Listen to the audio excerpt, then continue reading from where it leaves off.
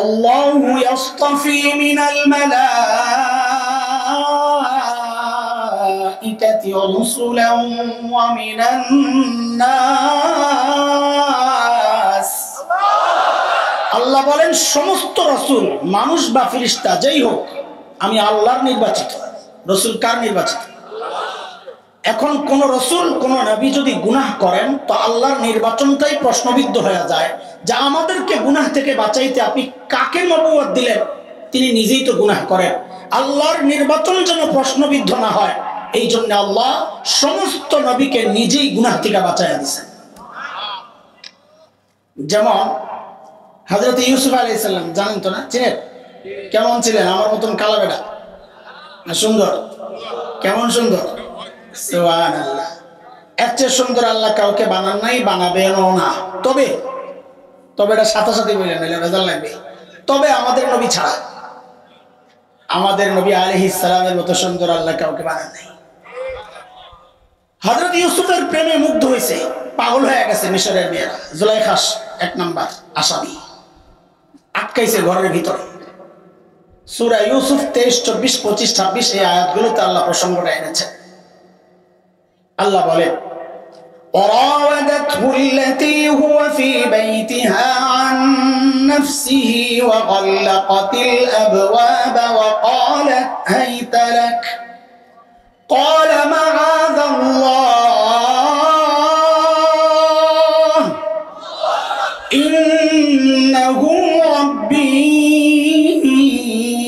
أحسن مثواي إنه لا يفلح الظالمون।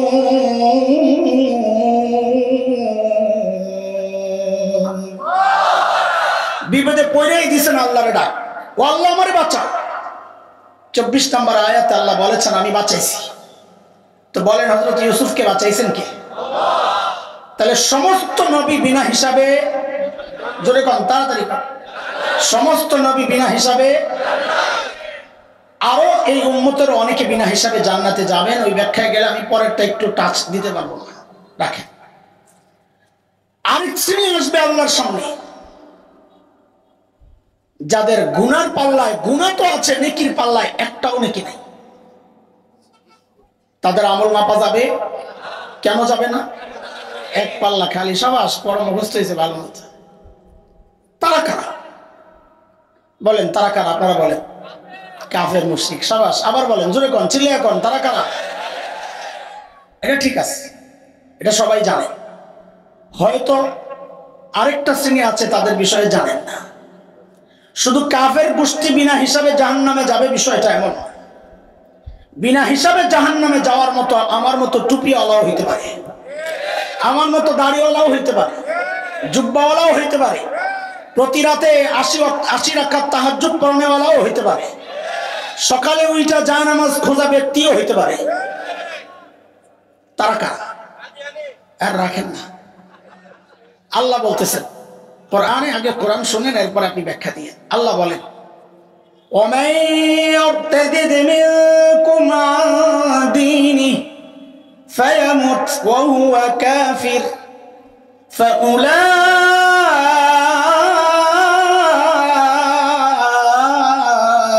حَبِطَتْ أَعْمَالُهُمْ فِي الدُّنْيَا وَالْآخِرَةِ وَأُولَٰئِكَ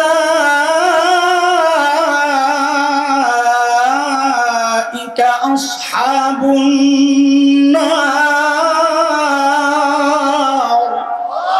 هُمْ فِيهَا خَالِدُونَ।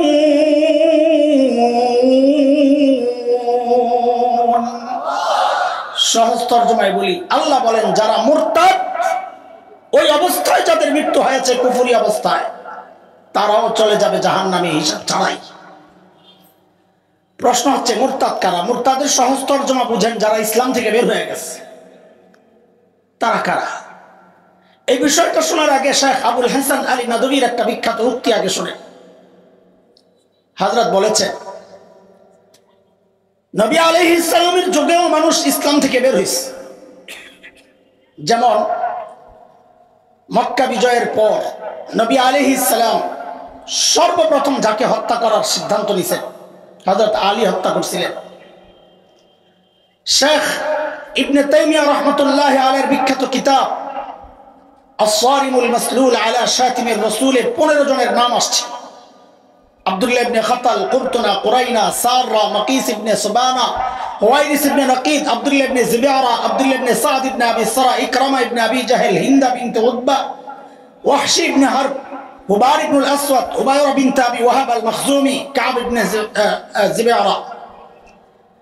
আরে আমাদের অসুস্থ মাযুর আজকের সভাপতি মুফতি মনির সাহেব হুজুর আসতেছেন, একটু সহজ করে দেন জায়গাটা আসার জন্য। কেউ তাকায় না, তাকে অন্যরা তাকাবে, বিশৃঙ্খলা হবে। এদিকে তাকান, হুজুর আসলে দেখবেন ইনশাআল্লাহ। সর্বপ্রথম যে ব্যক্তি নাম আসছে তার নাম আব্দুল্লাহ ইবনে খাতাল। সে নবী যুগের মুরতাদ, মুসলমান হয়েছিল। সাহাবীদের যুগেও বহু মুসলমান ইসলাম থেকে বের হয়েছে। মুসাইলামাতুল কাজ্জাবকে যারা নবী মেনেছে তারা মুরতাদ হয়েছে।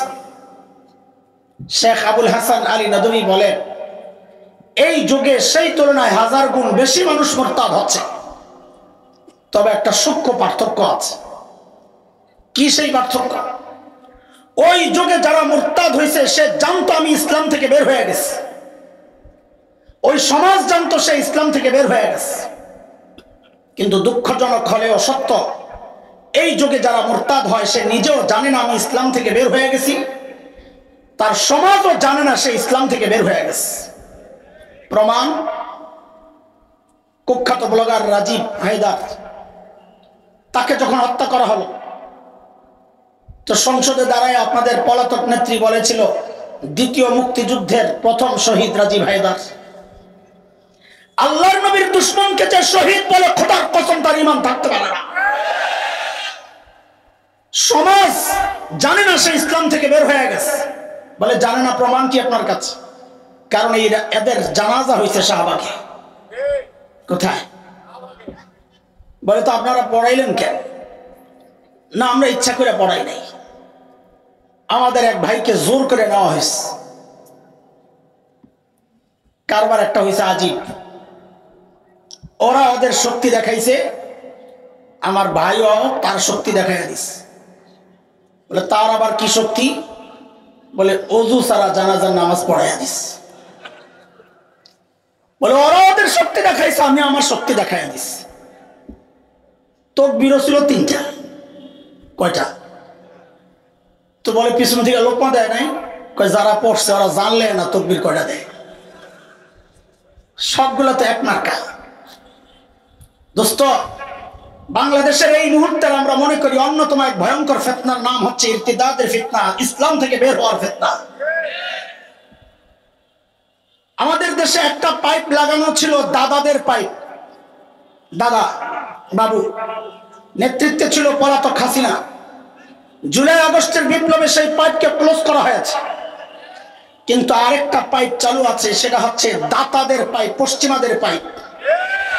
ডক্টর ইউনূস এবং তার সঙ্গীদের ঘাড়ে পাড়া দেওয়া ওই পাইপ দিয়ে পশ্চিমাদের কালচার এদেশে প্রতিষ্ঠার চেষ্টা হচ্ছে।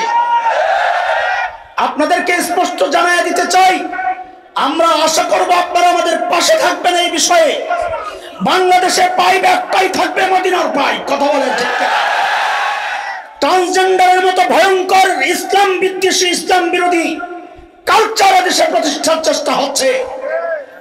বাংলাদেশে প্রাইমারি স্কুল আছে 65,500 প্লাস। আপনারা যারা প্রাইমারি স্কুল সম্পর্কে অবগত আছেন, আমি জিজ্ঞেস করলে জবাব দিয়ে, সেই স্কুলগুলোতে তো বাংলা বই নাই, আছে নাকি? প্রাইমারি স্কুলে বাংলা বই আছে? শিক্ষক তো নাই। শিক্ষক আছে, ইংরেজি বই তো নাই। আরে প্রাইমারি স্কুলের কথা বলতেছি, আছে নাকি? কিন্তু শিক্ষক তো নাই। ইংরেজিরও শিক্ষক আছে, কিছুই তো জানি না।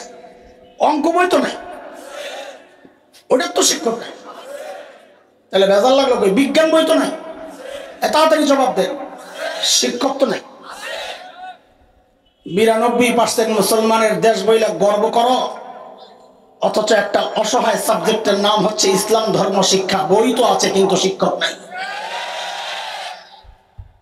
বহুদিন থেকে ওলামা একরাম দাবি জানিয়ে আসছিল ধর্মীয় শিক্ষক নিয়োগ দেওয়ার, কেউ একদিকে তাকায় নাই। বলো তো পড়ায় কারা? বলে এক একজন এক একদিন পড়াইতে পড়াইতে এক সময় হিন্দুর কান্দেও দায়িত্ব আসে। এটা বিভিন্ন জায়গা থেকে খবর আসছে। আপনাদের লজ্জা থাকার কথা, আপনার সন্তানের ধর্ম শিক্ষা দেয় একজন হিন্দু। মাহফিলে তো ঠিক বলেন আপনারা, জায়গা মতো কথা বল না। 2 বছর আগে আরেকটা শয়তানি শুরু হয়েছিল, কয়েক বছর আগে, 2 বছর আরো আগে থেকে। চিড়িয়াখানায় এক বানর ছিল অনেকদিন আগে। ওই বানর হঠাৎ একদিন দেখে তার পিছন থেকে লেজটা নাই, কি হয়ে গেছে, লেজ গায়েব হয়ে গেছে। আরো কয়েকদিন পর দেখে মেরুদণ্ড সোজা হয়ে গেছে। আরো কয়েকদিন পর দেখে তার শরীরের সমস্ত পশম ঝরে যাচ্ছে, শুধু মুষ্টি রয়েছে, মুষ্টি, বড় বড় মুষ। আরো কয়েকদিন পরে দেখে সে মানুষের মতো দেখতে। ওই বানর চিড়িয়াখানার খাঁচার সামনে যায় দাঁড়ায় দিছে এক জোরে হুঙ্কার, কি বইলা, আই এম জাফর ইকবাল। আপনাকে পলাতক নেত্রী ওই বানর রে আইনা আপনার সন্তানের সিলেবাস প্রণয়নের দায়িত্ব দিয়েছিল। কিন্তু আমরা আফসোসের সাথে লক্ষ্য করেছি আপনারা কথা বলেন না। এই মৌলবীদের প্রতিবাদের মুখে সেদিন ওরা পিছু হাঁটতে বাধ্য হয়েছিল। কিন্তু আমাদের জিজ্ঞাসা, জানতে চাওয়া, এসব বিষয়ে প্রতিবাদ মৌলবী কেন করবে? প্রতিবাদ তো করার কথা আপনাদের, কারণ এই ঘোড়ার টিমের সিলেবাস মৌলবীর সন্তান পড়ে না, পড়বে না। মৌলবীর সন্তান তো কলা কলা রাসূলুল্লাহ পড়বে। এই সিলেবাস পড়ে আপনাদের সন্তান। আপনারা প্রতিবাদ তো করেন নাই, বরং বহু পোড়া কপাল এই প্রতিবাদী আলেমদের বিরুদ্ধাচরণ করেছেন। সব জায়গায় রাজনীতির গন্ধ খুঁজেন না। এটা রাজনীতির বিষয় না, এটা আমার ইমানের ব্যাপার, এটা আমার বিশ্বাসের ব্যাপার, এটা আমার চেতনা আকীদার ব্যাপার। যেহেতু এনজিওদের দালালরা বর্তমানে আমাদের উপর চেপে বসেছে, পশ্চিমাদের দালালরা চেপে বসেছে, এমন সিদ্ধান্ত আরো আসতে পারে। সজাগ থাকতে হবে, আলেমদের বিরুদ্ধাচরণ না করে এমন যে কোনো সিদ্ধান্তের বিরুদ্ধে আলেমের সাথে একজোট হয়ে হাতে হাত রেখে কাঁধে কাঁধ মিলিয়ে মুষ্টিবদ্ধ হাত উঠিয়ে একসাথে উচ্চারণ করতে হবে, বাংলাদেশে নাস্তিকতার চর্চা করতে দেওয়া হবে না।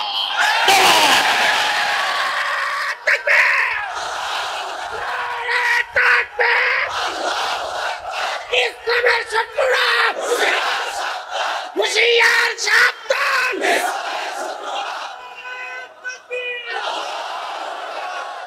আমরা সব বিষয়ে আপোষ করতে পারবো, দ্বীন আর আকীদার বিষয়ে, স্বাধীনতা সার্বভৌমত্বের ব্যাপারে কারো সাথে আপোষ করতে পারবো না। সে দাদাদের পাঁচাটা গোলাম হোক আর দাতাদের পাঁচাটা গোলাম হোক, সব গোলামকে প্রতিরোধ করা হবে ইনশাআল্লাহ। আপনারা ইতিমধ্যে জেনেছেন পার্বত্য চট্টগ্রাম নিয়ে চক্রান্ত শুরু হয়েছে। এই দেশ থেকে বিচ্ছিন্ন করে খ্রিস্টান রাষ্ট্র বানানোর চক্রান্ত শুরু হয়েছে। যুবক জাগতে হবে। শাইখুল হিন্দের রুহানি সন্তানরা যতদিন এই জমিনে বেঁচে থাকবে এই দেশকে টুকরা করতে দেওয়া হবে না, টুকরা করতে দেওয়া হবে না।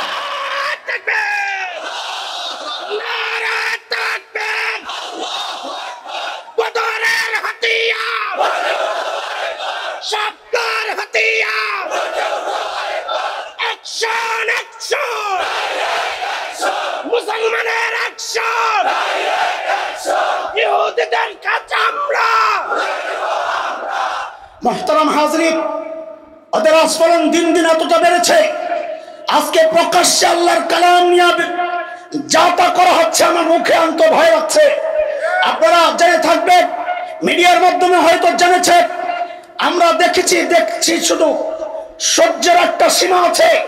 আপনাদেরকে স্পষ্ট জানিয়ে দিতে চাই, ইসলাম, আল্লাহর নবী, কোরআন, এই স্পর্শকাতর বিষয়গুলো নিয়ে সতর্ক থাকুন।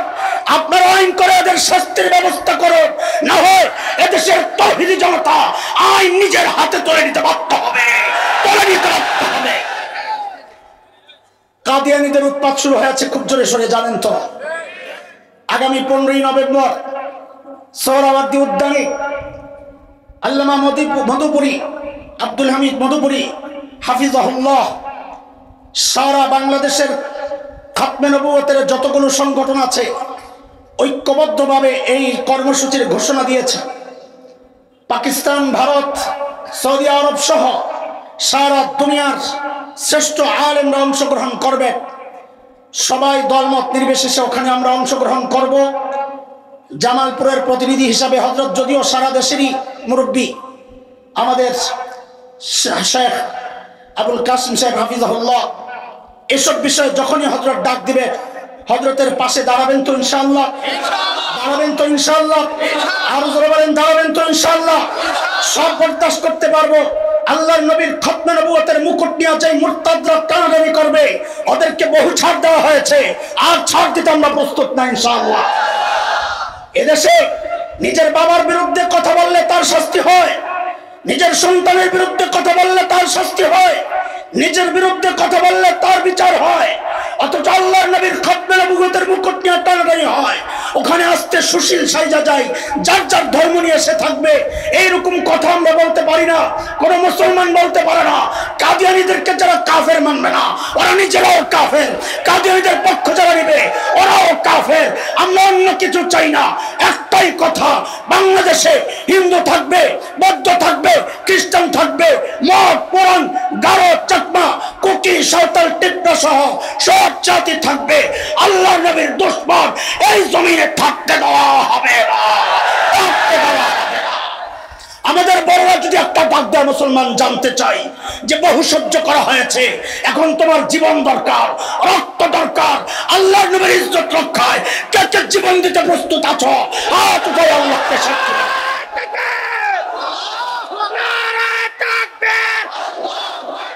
নবীর পরে নবী নাই, কাফের কাফের, কাদিয়ানীরা কাফের। নবীর পরে নবী নাই, সংসদে আইন চাই, কাফের কাফের, কাদিয়ানীরা কাফের। বলেন তারিখ কবে? 2000 মনে থাকবো তো ইনশাআল্লাহ। 14 তারিখে যাওয়ার জন্য প্রস্তুত হব। বড়দের সাথে মশওয়ারা করে যেভাবে যাওয়ার প্ল্যান হয়, প্রোগ্রাম হয়, ওইভাবেই যাবো। বিশৃঙ্খল থাকবো না ইনশাআল্লাহ।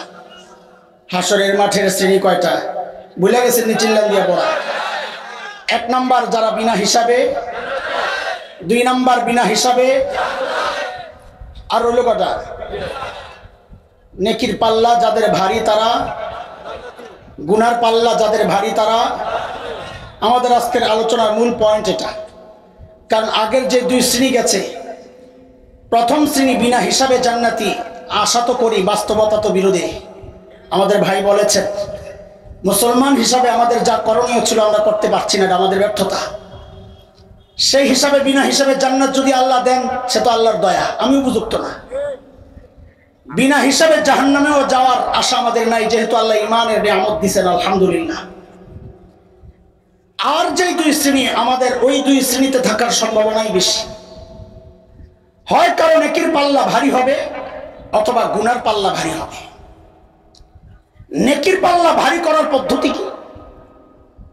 কোরআন সুন্নায় অসংখ্য ব্যবস্থা আছে নেকির পাল্লা ভারী করার।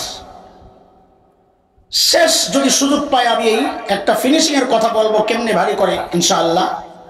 তার আগে আল্লাহর কিছু দয়া আমাদের প্রতি পাল্লা ভারী করার জন্য একটু দেখেন। অল্পতেই যেন আমরা নেকির পাল্লা ভারী করতে পারি, আল্লাহ অনেক ব্যবস্থা রেখেছেন। তার মধ্যে সব সময়ের একটা ব্যবস্থা, আল্লাহ বলেন মান জাআ বিল হাসানাহ ফালাহু আশরু আমসালিহা ওয়া মান জাআ বিস সাইয়্যা ফালা ইউজজা ইল্লা মিসলাহা। আল্লাহ বলেন নেকি করবে একটা, উঠবে কয়টা? জোরে বলেন। 10টা। বলেন কয়টা? নেকি একটা, উঠবে কয়টা? গুনাহ একটা, উঠবে একটা। সুবহানাল্লাহ কইবেন না?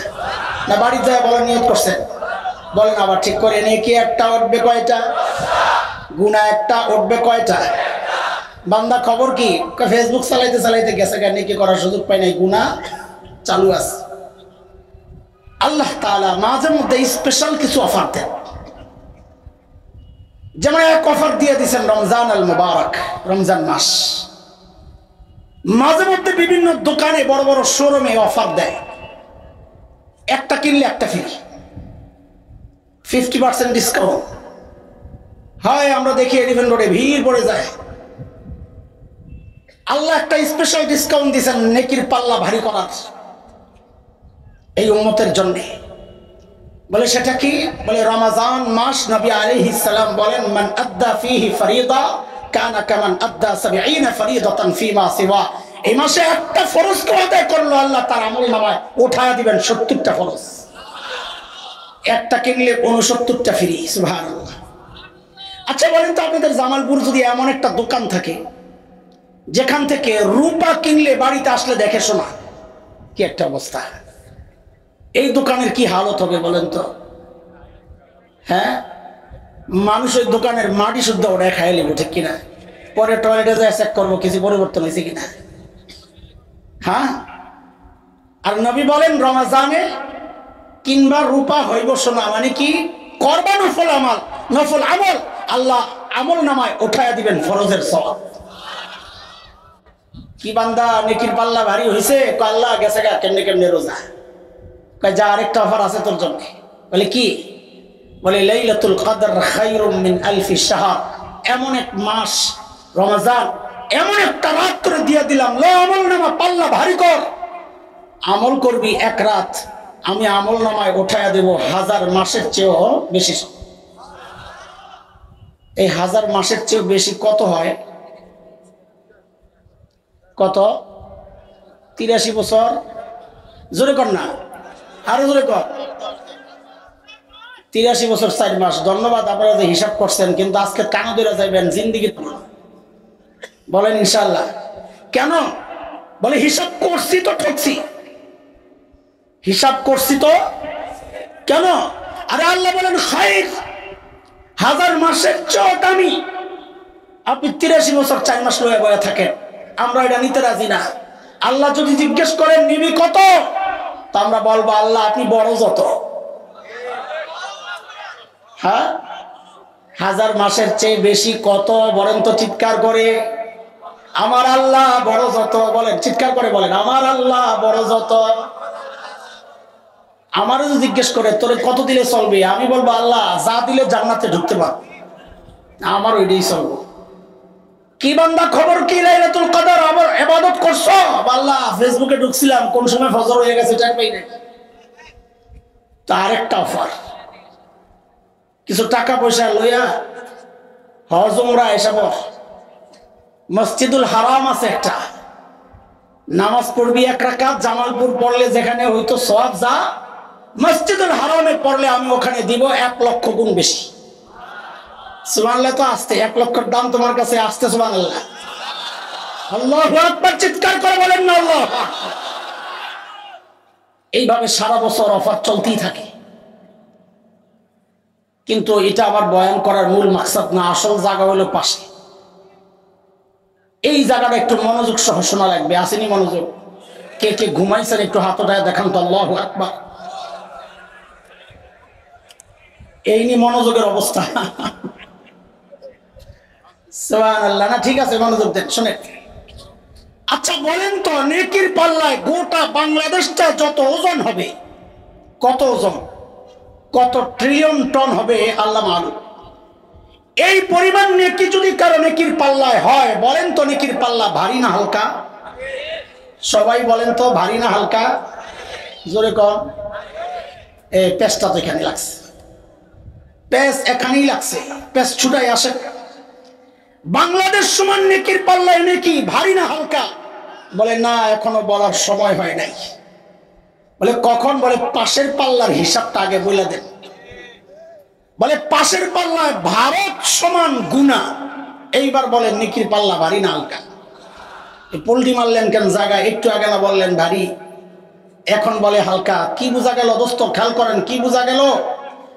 পাল্লা নেকি, নেকির পাল্লায় নেকি আপনি দিবেন, অবশ্যই দিবেন, কিন্তু তার চেয়ে বেশি খেয়াল করা দরকার গুনার পাল্লার দিকে। কারণ গুনার পাল্লা যদি হালকা হয়, নেকি অল্প হলেও ভারী হয়ে যাবে। আল্লাহর টার্গেট বেশি আমল না, আলেমরা জানেন এটা। আল্লাহ বলেছেন ফাআম্মা মান সাকুলাত মাওয়াজিনু, কি বলছেন? বলেন ফাআম্মা মান সাকুলাত মাওয়াজিনুহু, না বলছেন কাসুরাত। আল্লাহ বলেন না আমল যার বেশি, আল্লাহ বলেছেন ভারী। নেকির পাল্লায় নেকি আছে 1 কেজি। কয় কেজি? বলেন নেকির পাল্লায় নেকি আছে কয় কেজি? বলেন তো এবার ভারী না হালকা? বলার সময় এই তো বুঝা গেছেন, সাবাস। বলে পাশের পাল্লায় কি আছে? বলেন, বলে পাশের পাল্লায় গুনাহ আছে আধা কেজি। গুনাহ আছে। এখন বলেন তো নেকির পাল্লা ভারী না হালকা? বাংলাদেশ সমান নেকি দিয়েও ভারী বানাইতে পারলেন না, অথচ 1 কেজি নেকি দিয়েই ভারী বানাইলেন। বোঝা গেল নেকির পাল্লা ভারী হওয়া হালকা হওয়া এটা নির্ভর করে গুনার পাল্লার উপর। কথা বুঝে আসছে? তাইলে আমাদের প্রধান টার্গেট কি হওয়া উচিত? দুইটা টার্গেট। বলেন আমার সাথে, টার্গেট কয়টা? বলেন গুনার পাল্লায় গুনাহ রাখবো না। জোরে কর, জোরে কর। বলেন গুনার পাল্লায় গুনাহ, গুনার পাল্লায় গুনাহ, গুনার পাল্লায় গুনাহ রাখবো না। রাখবো না 2 অর্থ। একটা হচ্ছে যা আছে ওগুলারে রাখবো না, আরেকটা হলো নতুন করে রাখবো না। তাহলে পিছনের গুনাহ মাফ করব, মাফ করাবো, পিছনের গুনাহ রাখবো না, পরিষ্কার করব, ভবিষ্যতে গুনাহ করব না। বলেন গুনাহ রাখবো না, গুনাহ করব না। বলেন ইনশাআল্লাহ, বলেন ইনশাআল্লাহ। গুনাহ রাখবো না, গুনাহ করব না। বলেন আবার বলেন গুনাহ রাখবো না, গুনাহ করব না। হ্যাঁ, পদ্ধতি কি? পদ্ধতি কি? গুনাহ রাখবো না পদ্ধতি কি? গুনাহ করব না পদ্ধতি কি? চলেন আগে গুনাহ করব না পদ্ধতিটা একটু শুনি। মনোযোগ আছে? হ্যাঁ, দেখেন আমরা যখন গুনাহ করতে যাই না অথবা গুনায় জড়াই, দুনিয়ার কেউ না জানলেও একজন জানেন, দেখেন তিনি কে? বলেন তো, চিৎকার আরো জোরে বলেন, আরো জোরে চিৎকার করে বলেন না। জবাব সহি। কিন্তু আমরা এখানে আল্লাহ বলবো না। এই প্রসঙ্গে কোরআনুল কারীমের যে আয়াতটা আমি আনতে চাই, ওই আয়াত আল্লাহ নিজের যে নামটা বলেছেন আমরা ওই নাম বলবো। বলেন আমার সাথে রব্বে কারীম। বলেন রব্বে কারীম। আবার বলেন, সবাই বলেন একসাথে বলেন রব্বে কারীম। তো বলেন ঠিক করে, আমরা যখন গুনার দিকে আগাই বা গুনাহ করি, দুনিয়ার কেউ না জানলেও কেউ না দেখলেও একজন জানেন, দেখেন তিনি কে? আবার বলেন তিনি কে? তিনি শুধু দেখেন না, তিনি তখন পেছন থেকে ডাকতে থাকেন। আমরা ছোটবেলায় দুষ্টামি করলে মা বাবা মুরব্বীরা ডাক দিতেন, না এই কেন করস, কেন করস। আল্লাহ রব্বে কারীম ও বান্দাহকে ওইভাবে ডাকতে থাকেন। কি বলে ডাকেন তাও কোরআনে আসছে। সূরাতুল ইনফিতার, আম্মা পারার 5 নম্বর সূরা, 6, 7, 8 নম্বর আয়াতগুলো দেখেন। আমরা গুনার দিকে আগালে বলেন আবার ঠিক করে, যিনি দেখেন তিনি কে? দেখেন আর কি করেন? ডাকতে থাকেন। বলেন না, বলেন না, বলেন না। দেখেন আর কি করেন? কি বলে ডাকেন? কোরআন বলতেছে, ইয়া আইয়ুহাল ইনসান মা গররাকা বিরাব্বিকাল কারীম।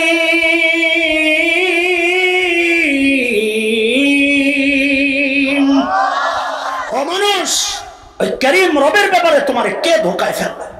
আরে কার কাছ থেকে কি পায়া তুমি তোমার কারীম রব ভুলে গেলা? আল্লাহ এইভাবে ডাকতে থাকে। দেখেন এই ডাক্তার ওজন কত, এটা এখনো আমরা বুঝতে পারি নাই। অনুভব হয়তো কিছুটা করছি, কিন্তু যদি অর্থটা পুরোপুরি জানতাম তাহলে এই ডাকের ওজনটা বুঝতাম। এই জন্য ছোট্ট করে আমরা একটু 2টা শব্দের ব্যাখ্যা দিই, তাহলে ওজন বোঝা যাবে।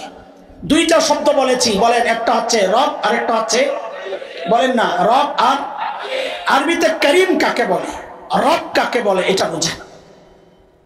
আরবিতে কারীম বলে ওই দাতাকে যিনি না চাইতে দেন। বলেন না, না চাইতে। এই চোখ চায়া পাইছি না, না চায়া। কান চায়া পাইছি না, না চায়া। জিহ্বা চায়া পাইছি না, না চায়া। এ দোস্ত, জোরে সোরে একবার বলেন তো, আমার শরীরের কোন অঙ্গটা আল্লাহর কাছে চায়া পাইছি? জোরে বলেন না।